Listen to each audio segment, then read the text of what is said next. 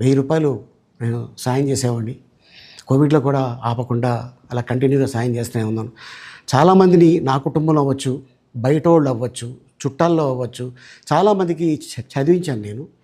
And అలాగే మా తల్లిదండ్రులు నాకు ఇచ్చిన ఆ ఒక గుణం అది అందరితో పంచుకోవాలని చెప్పి ఉద్దేశంతో నేను ట్రస్ట్ కూడా పెట్టుకున్నాను. నా ఇన్కంలో దాదాపు 20% నేను ట్రస్ట్కి ఇవ్వటం జరుగుతుంది. గతంలో కూడా చెప్పా, ఫారిన్ కంట్రీస్లో ఏదైనా ఈవెంట్స్ చేస్తే దాంట్లో నుంచి 60% ట్రస్ట్కి వెళ్ళి 40% నేను తీసుకునేవాడిని. సో ఇట్లాగా చాలా సేవలు చేసి ఉన్నాను కాబట్టి ఈ మాట కూడా నేను మీకు చెప్పుకుంటున్నాను.